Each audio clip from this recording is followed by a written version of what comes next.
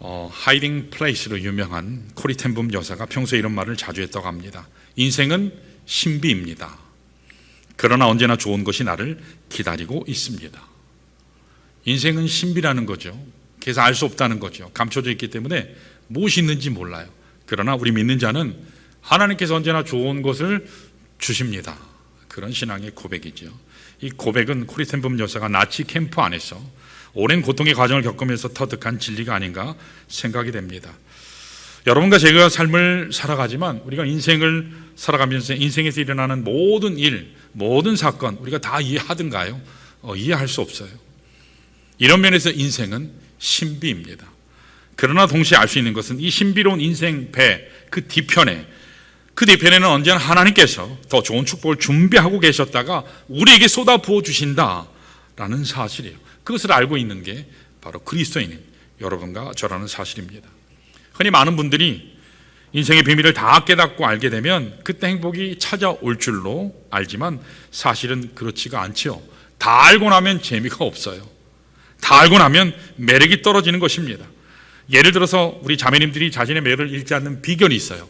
그게 뭘까요? 신비를 조금 남겨두는 거예요. 약간의 신비를 남겨두는 것입니다. 그래서 결혼하기 전에 우리 자매님들은 어떻죠? 보편적으로 막 내숭 떨잖아요. 엄청 힘이 센데 힘 약한 척 하잖아요. 엄청 많이 드시는데 조금 드시는 것 같이 일부러 막 조금 드시고 그러잖아요. 벌레 한 마리만 지나가도 깜짝깜짝 놀라고 그렇죠? 차 한 잔을 마셔도 그냥 얼마나 예쁘게 마셔요. 헐짝헐짝 하면서 목소리는 얼마나 부드럽습니까? 이것이 신비를 숨기는 작업이죠. 근데 일단 결혼하면 어떻죠? 바퀴벌레 나타났다 하면 손바닥으로 때려잡습니다. 물 대접도 뭐 벌컥벌컥 드시죠. 쌀불에도 번쩍번쩍 드세요. 방귀도 아무 데나 벙벙 끼지시죠. 이쯤 되면 신비라는 단어가 사라지는 거죠.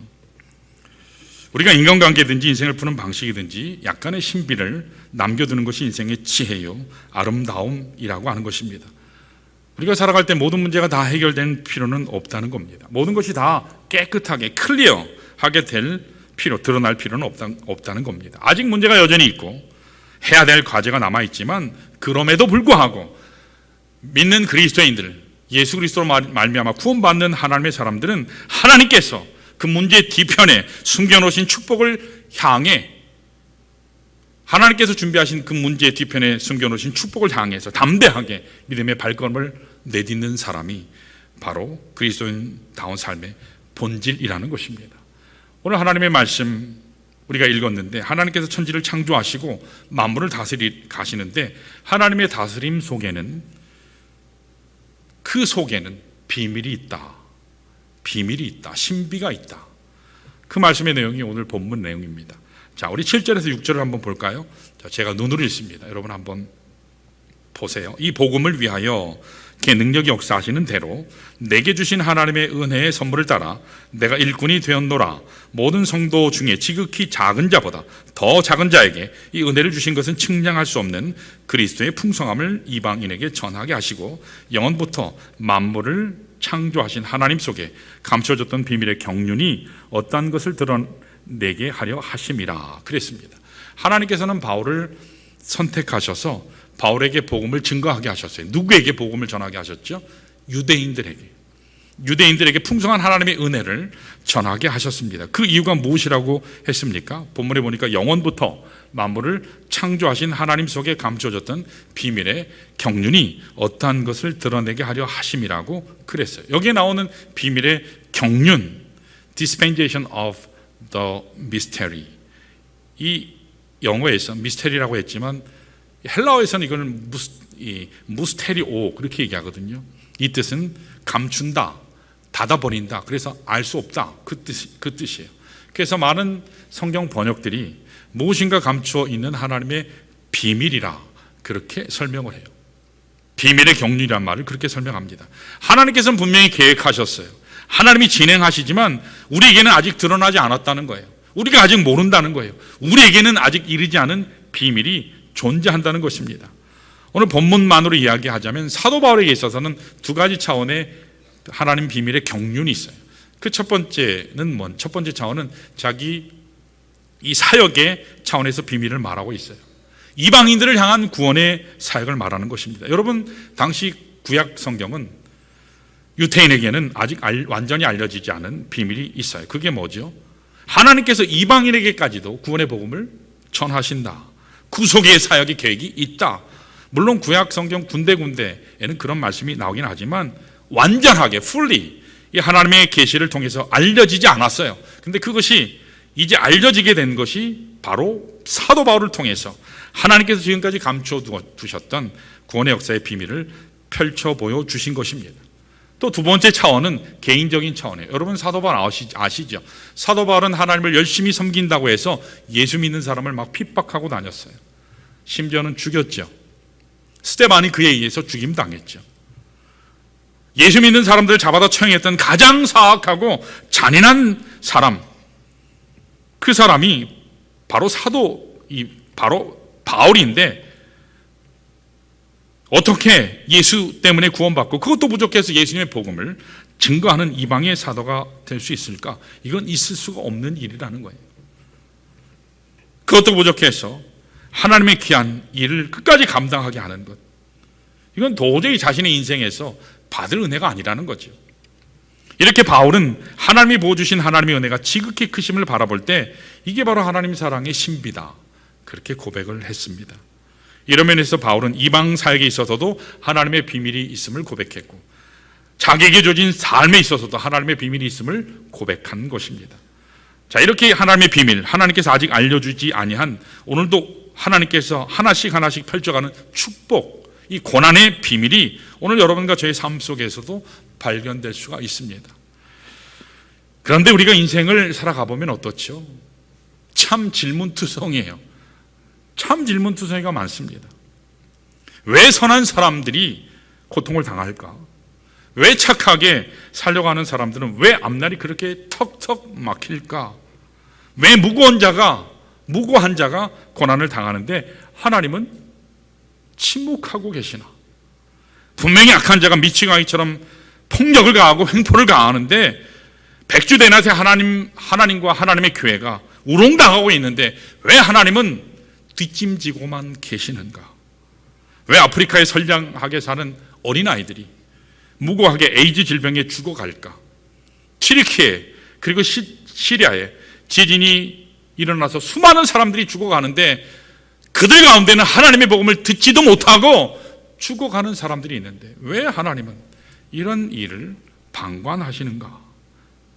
왜 북한 지역에 살고 있는 죄 없는 어린아이들이 굶어 죽고 기아로 고통스러워하는가? 우리는 모든 일이 일어나는 그 가운데 서 있을 때 이해되지 않는 것들 추성일 수 있습니다.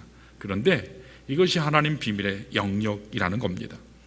왜 나는 최선을 다해서 반듯하게 지금까지 살아왔는데 내 삶은 열심히 살수록 점점 더 힘들어지고 내게 주어진 것은 볼품없고 여전히 고난의 밤은 멈추지 아니할까? 우리 삶 속에 분명히 다 풀지 못한 비밀이 있습니다. 신비가 있습니다. 하나님께서 남겨두신 무엇인가 감춰져 있는 하나님의 비밀스러운 영역이 있다. 이것을 섭리라고도 얘기하죠. 이것을 사도 바울이 로마서 11장 33절에서 어떻게 고백했죠? 우리 한번 읽어볼까요? 같이 읽습니다. 시작. 깊도다 하나님의 지혜와 지식의 풍성함이요 그의 판단은 헤아리지 못할 것이며 그의 길은 찾지 못할 것이로다. 그랬습니다. 여러분, 하나님께서는 너무나 깊기 때문에, 그 하나님께서는 너무나 크시기 때문에 하나님께서 행하시는 일을 우리가 다 이해할 수 없고 다 깨달을 수 없다는 것입니다. 그러나 그럼에도 불구하고 우리가 이 시간 기억해야 될 중요한 한 가지가 있습니다. 한 가지 진리가 있어요. 그것이 무엇이죠? 우리가 다 이해하지는 못하지만 다 측량할 수는 없지만 하나님께서 감춰주신 비밀의 베일 뒤쪽에서는 하나님만이 우리에게 쏟아부어 주실 수 있는 엄청난 축복이 우리를 기다리고 있다. 이 사실을 여러분 기억하시기를 바랍니다. 사랑하는 여러분, 그러므로 우리가 인생에 문제가 여전히 있을 수 있어요. 고난이 계속될 수도 있습니다. 그러나 한 가지 중요한 것은 멈추지 말고 하나님께로 계속 전진하시길 축원합니다. 많은 사람들이 내 고난 속에 파묻혀서 원망만 해요. 좌절만 해요. 나만 이런 고통 가운데 있다고 한탄만 합니다. 그러느라고 하나님은 바라보지 못해요. 하나님을 향해서 나아가지 못합니다. 그럴수록 여러분 언제나 하나님께로 나아가시길 축원합니다. 거기에 살 길이 있어요. 거기에 은혜가 있습니다. 자, 오늘 어떻게 하면 하나님께서 우리를 위해 숨겨놓으신 엄청난 축복의 비밀을 풀어갈 수 있을까요? 오늘 본문 속에서 하나님이 예비하신, 아직 드러내지 아니하신 감춰진 비밀을 풀어내는 세 가지 중요한 키가 있어요. 열쇠가 있습니다. 그 하나하나를 오늘 본문을 통해서 좀 살펴보겠습니다. 자, 우리 인생에 감춰진 축복의 비밀을 풀어가는 첫 번째는 따라할까요? 십자가라고 하는 열쇠다. 여러분, 하나님의 세계를 이해하려면요, 십자가를 통과하지 않고는 하나님을 알 수 없어요. 십자가를 통과하지 않고는 하나님의 은혜를 맛볼 수 없어요. 여러분, 십자가 안에는 하나님의 사랑의 비밀이 있어요. 이 십자가 안에는 하나님 사랑의 능력의 비밀이 있습니다. 그러니까 우리가 십자가를 이해하지 아니하면, 십자가를 통과하지 아니하면 전혀 알 수 없어요. 하나님의 아들이라도 예수 그리스도께서도 십자가를 통과하고 나서 하나님의 온전한 사역을 이루실 수 있었어요. 하나님께서 우리에게 주신 축복의 비밀은 십자가를 통해서요. 그래서 사도 바울은 오늘 본문 보면 6절에 보시면 복음이라고 단어가 나와 있는데, 그건 십자가라는 단어하고 똑같은 말이에요. 복음이라는 단어를 가지고 십자가를 표현했어요. 설명을 합니다. 자, 우리가 읽진 않았지만 1절에서 6절, 5절까지 그리고 6절을 보시면 사도 바울은 자기가 사도된 이후에 하나님의 계시를 통해서 비밀을 깨달았다, 이렇게 고백을 했습니다. 여기서 말하는 그 비밀이 뭘까요? 갈라디아서를 참고해 보시면 사도 바울이 다메섹 도상에서 예수 그리스도를 만나잖아요. 근데 예수 그리스도를 만난 이후에 사도 바울이 예수님을 가장 잘 아는 예수님의 수제자 베드로를 만나기 위해서, 예수님의 동생인 야고보를 만나기 위해서, 사랑하는 제자인 사도 요한을 만나기 위해서 예루살렘으로 가지 않았어요. 먼저 간 곳이 어디냐? 광야로 갔어요. 무슨 광야요? 아라비아 광야예요. 거기에서 3년 동안 하나님과 깊은 교제를 합니다. 바울이 복음의 비밀을 여기에서 알았다, 그렇게 고백해요. 한마디로 십자가의 비밀을 깨달은 것입니다. 자, 오늘 본문 6절을 보시면 바울이 이것을 조금 더 구체적으로 표현해요. 그가 깨달은 비밀의 내용이 무엇인가? 우리 다 같이 6절을 같이 읽어볼까요? 천천히 한번 읽어보세요. 같이 6절 읽습니다. 시작. 이는 이방인들이 복음으로 말미암아 그리스도 예수 안에서 함께 상속자가 되고 함께 지체가 되고 함께 약속에 참여하는 자가 됨이라. 아멘. 여기 보면 이방인들이 무엇으로 말미암아요? 복음. 이 복음이 십자가라는 말이에요. 이 복음은 십자가라는 말하고 같은 말이에요. 십자가로 말미암아서 상속자가 돼요. 지체가 돼요. 약속에 참여하는 자가 돼요. 여러분, 이방인이라고 하는 사람은 원래 하나님의 은혜의 자리에 참여할 수 없는 자들이에요. 은혜 밖에 있었던 사람이에요. 하나님을 모르는 사람이고 소망이 없었던 사람이에요. 아브라함의 자손이 아닙니다. 하나님께서 아브라함을 선택하고 복을 주셨는데 원래 이방 사람들은 축복 밖에 있었던 사람들이에요. 가치 없는 사람들이었습니다. 그래서 이스라엘은 그들을 개라고 그랬죠. 원래 이방 사람들은 이렇게 그들의 삶이 거룩하지 못하고 추하고 더러웠어요. 엄밀히 말하면 이방 사람들은 하나님 은혜에 참여할 자격이 없는 사람들이에요. 그런데 예수 그리스도의 복음을 통해서, 십자가 사건을 통해서 하나님의 백성이 됐어요. 하나님의 지체가 됐어요. 그리스도와 한 같은 후사가 됐어요. 더 나아가 하나님의 놀라운 약속의 말씀에 참여하는 자가 됐습니다. 이 66권 하나님의 말씀이 그전에는 나하고 상관없었는데 이 약속된 말씀이 나의 말씀이 된 거예요. 여러분, 여기에 우리가 하나님의 은혜를 누리게 된 참 비결이 있습니다. 오늘 여러분과 제가 어떤 자격이 되어서 하나님 자녀가 됐을까요? 아니요. 자격 없어요. 여러분이나 저나 하나님이 보실 때 무슨 아름다운 일을 해서, 가치 있는 일을 해서 그 엄청난 하늘의 천국의 약속을 소유받았나요? 하나님의 위대한 약속에 참여한 것이 됐나요? 아니에요. 우리가 무엇을 해서 하나님 앞에 선 것이 아니에요. 오직 예수 그리스도를 통해서, 그 십자가를 통해서 더러운 우리의 죄악을 깨끗하게 씻어주셔서 하나님의 백성이 된 거예요. 하나님의 지체가 된 거예요. 그래서 하나님이 준비하신 모든 은혜, 축복을 누리게 된 것입니다. 사랑하는 여러분, 오늘 여러분들이 아무리 많은 것을 소유하셔도요, 아무리 많은 것을 이루셔도,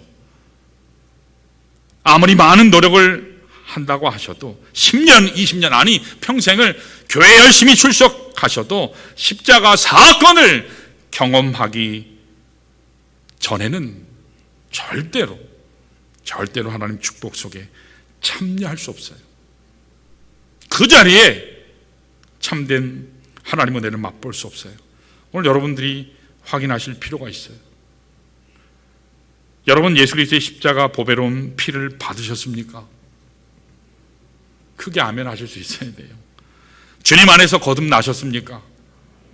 새롭게 되셨어요? 누구든지 그런즉 누구든지 그리스도 안에 있으면 이전 것은 지나갔으니 보라 새 것이 되었도다. 여러분, 그리스도인은 갱신되는 삶을 사는 사람이 아니에요. 물론 성화라는 측면에서는 갱신이죠. 그러나 하나님 온전한 은혜에서는 어제와는 전혀 다른 사람. 보라 새 것이 되었도다. 보라 새 것이 되었도다. 그것이 하나님께서 우리에게 주신 은혜라는 것입니다. 오늘 우리들은 하나님의 십자가 은혜를 입술로는 참 많이 말해요. 그러나 사실 나의 삶의 현장과 생활 가운데 십자가 정신이 없을 때가 참 많습니다. 조금 살다가 억울하다 싶으면, 조금 살다 내가 무시당했다 싶으면 참지를 못해요. 내가 좀 손해봤다 싶으면 결코 가만히 있지 않습니다. 왜 나에게 이런 고난이 찾아와? 왜 나만 억울해야 돼? 왜 나만 힘들어야 돼?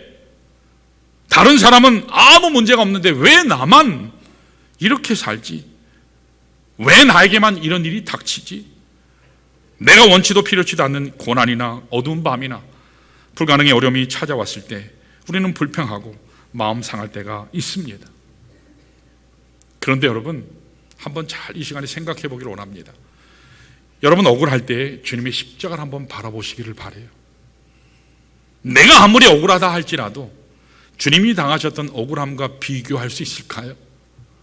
내가 아무리 많은 것을 빼앗겼다고 할지라도 예수님께서 착취당하시고 버림받은 바 된 것에 비교하면 비교가 될까요?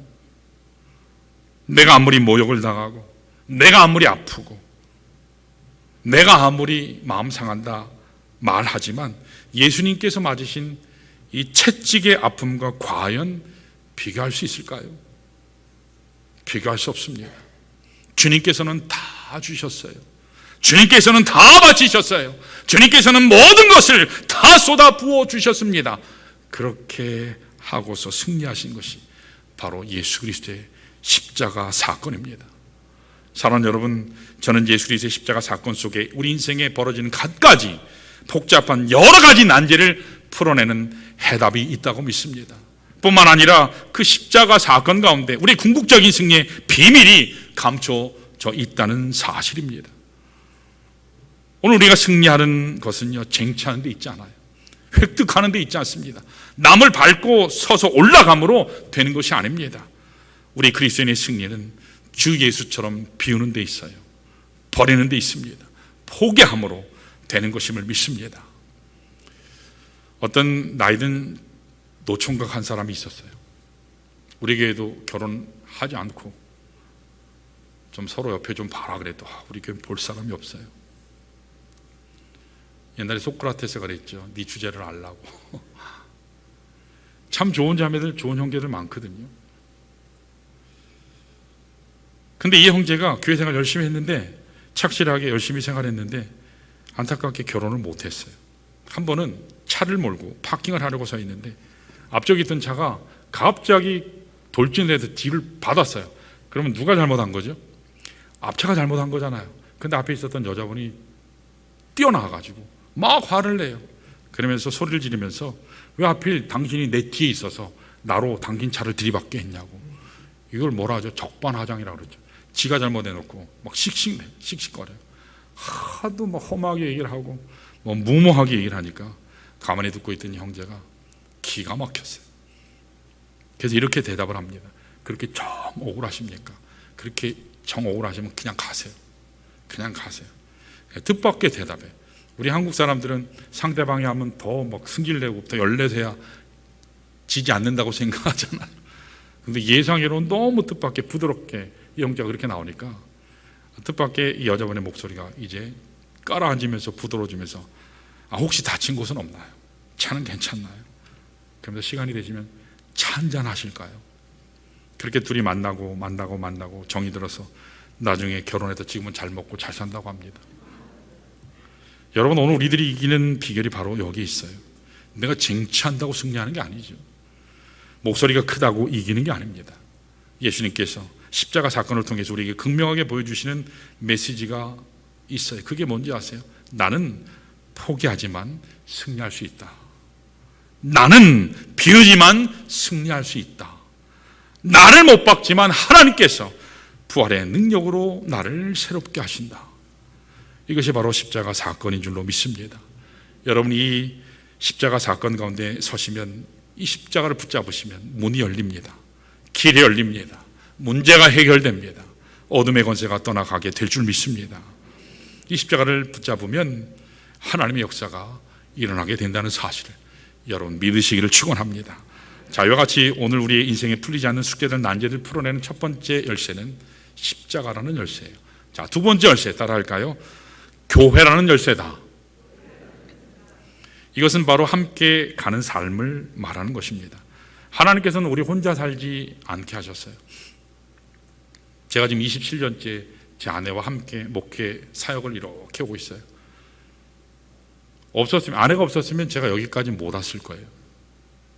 그런 면에서 파트너죠. 동역자죠.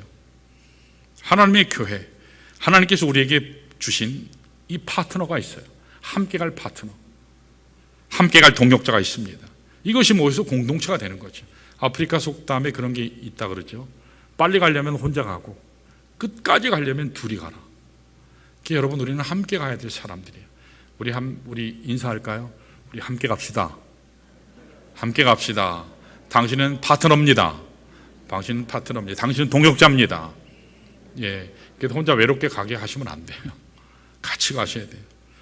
자, 10절을 보시면, 그래서 사도 바울은 하나님의 비밀을 진행하면서 하나님의 비밀을 알게 하는 또 하나의 키, 열쇠를 이렇게 말씀해요. 우리 한번 읽어볼까요? 10절 읽습니다. 시작. 이는 이제 교회로 말미암아 하늘에 있는 통치자들과 권세들에게 하나님의 각종 지혜를 알게 하려 하심이니 그랬습니다. 여러분, 하나님은 각종 지혜와 비밀을 알게 하시는데 무엇을 통해서 알게 하신다고 말씀하시죠? 교회를 통해서. 교회를 통해서. 여러분, 교회라고 하는 것은 세상 단체하고 달라요. 세상 단체는 시작이 사람이에요. 그리고 거기에 주도하는 것도 사람이에요. 대상도 사람이에요. 그러나 교회는 달라요. 시작이 그리스도로 시작됐어요. 그리스도가 터 위에 시작된 거예요. 그리스도를 터로 해서 시작된 것이 교회입니다. 그래서 교회는 그리스도의 몸이에요. 이것은 신비로운 공동체입니다. 이 공동체 안에는 생명이 있어요. 주님이 머리 되시기 때문에 이 공동체는 단순한 조직이 아니라 생명체이고 유기체입니다. 그래서 사도 바울은 에베소서 5장에서 이 교회를 이렇게 묘사했어요. 자, 우리 한번 읽어볼까요? 에베소서 5장 26절, 27절 읽습니다. 시작. 이는 곧 물로 씻어 말씀으로 깨끗하게 하사 거룩하게 하시고 자기 앞에 영광스러운 교회로 세우사 티나 주름 잡힌 것이나 이런 것들이 없이 거룩하고 흠이 없게 하려 하심이라. 다시 말해서 교회는 예수 그리스도의 신부라고 그렇게 얘기해요. 재미있는 사실은 바울은요, 교회를 표현할 때 남편과 교회와 예수를 표현할 때 남편과 아내로 그렇게 묘사했어요. 그러면서 뭐라 했는지 아세요? 이 비밀이 크도다. 이 비밀이 크도다. 신비롭다. 그렇게 얘기한 겁니다.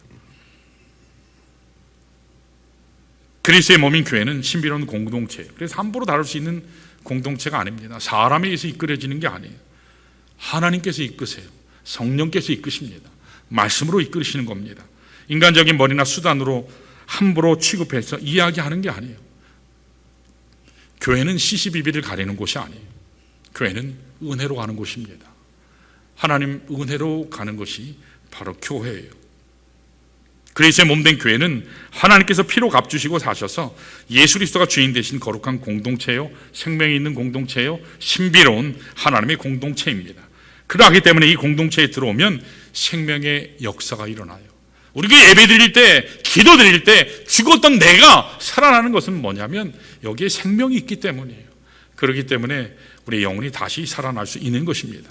하나님의 공동체에 들어올 때 세상에서는 도저히 누릴 수 없는 참된 기쁨과 교제와 화평과 은혜, 하나됨의 축복이 바로 여기 있다는 것입니다. 여러분, 우리 인생은 혼자 살도록 창조되어 있지 않아요. 함께 살도록 창조되어 있습니다. 똑같은 인생길이라도 혼자 가는 사람하고 같이 가는 사람은 다르죠. 그래서 신문 보도에도 보면 남자가 요리를 하는 사람은 7년을 더 산다 하죠. 아내와 함께 사는 사람은 훨씬 오래 살고요.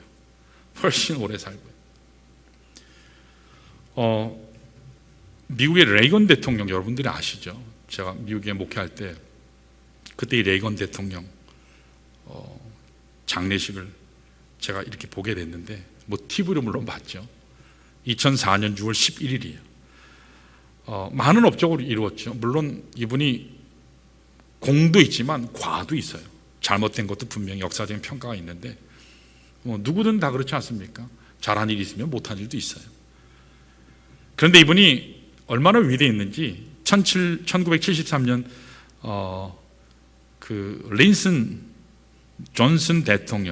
린 존슨 전 대통령이 그때 국장을 치렀는데 32년 만에 미국의 국장을 치르는 대통령이 됐어요. 미국에서 국장을 치르는 대통령이 딱 2명이에요.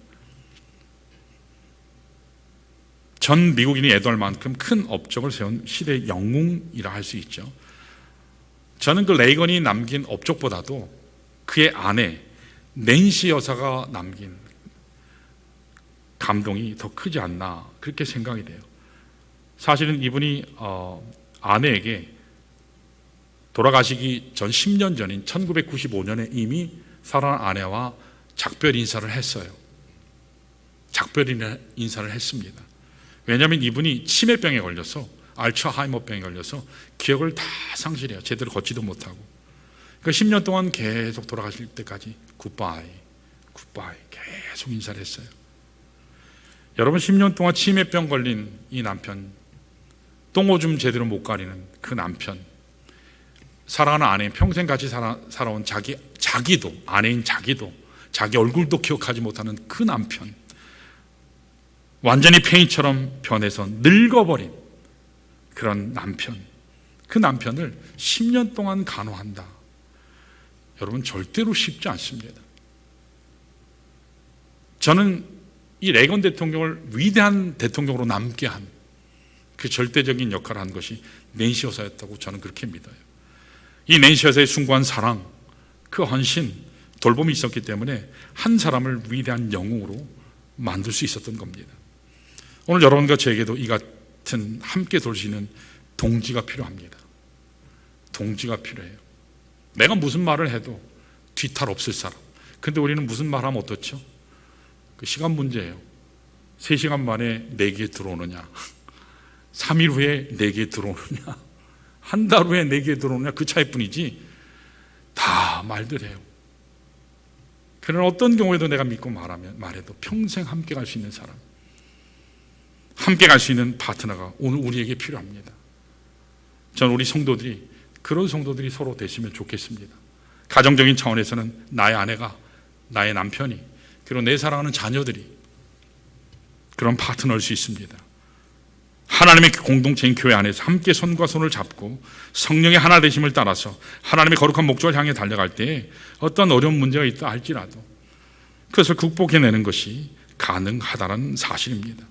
그러므로 오늘 여러분들이 세상 고난에 지치고 세상 사람들에게 고난당한다 할지라도 하나님의 거룩한 교회에 나오면 하나님을 만나게 될 줄 믿습니다. 여러분, 하나님 만나셔야 돼요.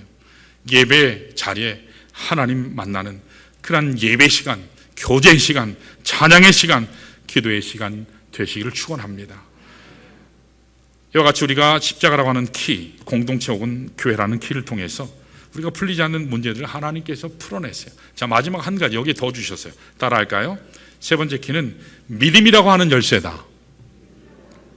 자, 우리 다 함께 12절 13절을 읽어볼까요? 같이 한번 읽습니다. 시작. 우리가 그 안에서 그를 믿음으로 말미암아 담대함과 확신을 가지고 하나님께 나아감을 얻느니라. 그러므로 너에게 구하노니 너를 위한 나 여러 환난에 대하여 낙심하지 말라. 이는 너의 영광이니라 그랬습니다. 여러분, 에베소서는 어디에서 썼죠? 감옥에서 썼어요. 그래서 옥중서신이다, 그렇게도 이야기하지요. 여러분, 사도 바울이 아직 문제가 다 끝난 게 아니에요. 여전히 고난의 과정 속에 있습니다. 언제 처형당할지 몰라요. 언제 위험을 다시 당할지 몰라요. 위기가 그를 기다리고 있습니다. 그가 지금도 환난의 한복판에 서 있지만 두려워하지 않고 하나님 앞으로 당당하게 나갈 수 있는 것이 뭐라고 얘기했죠? 무엇을 통해서요? 믿음을 통해서. 믿음을 통해서라고 합니다. 여러분, 믿음은 하늘의 보화를 여는 열쇠입니다. 믿음은 하나님의 기적을 이 땅에 가져오게 하는 열쇠입니다. 믿음은 홍해를 가르게 했어요. 불가능의 바다인 홍해를 가르게 했어요. 믿음은 철옹성이라고 하는 여리고성을 무너뜨렸습니다. 믿음을 가질 때에 그 믿음이 38년 된 병자를 일어나게 했습니다. 이 믿음이 12년 동안 혈루증에 앓고 있던 여인을 해방되게 했어요. 깨끗하게 치유하게 했습니다. 이 믿음이 죽은 지 나흘 된 나사로를 살려서 하나님의 영광을 드러내게 한 것입니다. 그러므로 오늘 여러분과 제게 있어서 가장 소중한 것은 하나님을 신뢰하는 믿음인 줄로 믿습니다. 인생의 문제가 어려울수록, 문제가 복잡하면 복잡할수록 나의 상식으로, 나의 지식으로는 이해되지 않는 것, 그것을 만날수록 우리에게 그때까지 계속해서 필요한 절실한 것은 하나님을 신뢰하는 믿음이라는 사실입니다. 스펄전 목사님이 믿음에 관해서 재미있는 이야기를 하셨어요. 그게 뭐냐면, 우리가 적은 믿음을 가지고는 천국으로 갈 수 있다. 그러나 우리가 큰 믿음을 가지면 천국을 이 땅에 오게 할 수 있다. 기가 막힌 말씀이죠. 여러분, 우리가 천국 가는 것은 우리가 믿음으로, 우리가 뭐 한 게 있어서가 아니고 전적인 하나님의 은혜로 가는 거죠. 그런데 우리가 큰 믿음 가지면 내가 이 땅 가운데서도 천국을 누리게 된다는 사실을 여러분 기억하시길 바랍니다. 기독교의 기본 진리는요, 믿음으로 의롭다 함으로 믿음으로 천국 가는 것입니다. 우리가 작은 믿음만 있어도 천국으로 갈 수 있는데, 그러나 내가 큰 믿음 갖게 되면 내가 지금 사는 여기 나의 삶의 현장이 고난이 있고 고통이 있고 문제가 여전히 있다 할지라도 내 삶의 현장이 천국으로 바뀌게 된다는 사실입니다. 여러분, 이 믿음 가지시기를 축원합니다. 우리 인생 살아가는데 이 믿음이 필요해요. 우리가 인생 삶에서 어차피 고난은 떠나지 않아요. 그리고 환경이요, 항상 고조건 되지 않더라고요. 사람이요, 항상 믿음으로 나고 끝까지 가나요? 아니요, 그런 경우는 거의 없어요. 엄청난 적들의 한복판 가운데 처한다 할지라도 때때로는 사면초가, 어떤 것도 할 수 없는, 꼼짝달싹할 수 없는 인생의 우겨쌈을 당한다 할지라도, 그러나 한 가지, 나사렛 예수 그리스도의 십자가가 나를 살린다, 그 믿음 가지면 여러분 다시 일어날 줄 믿습니다. 길이 열려요. 다시 살게 됩니다. 문제가 풀려요. 나의 삶 가운데 능력이 임합니다. 하나님의 영광이 나타나게 될 줄로 믿습니다. 자, 이 시간에 모두 일어나셔서 우리 말씀 기억하면서 우리 하나님 앞에 기도하기를 원합니다.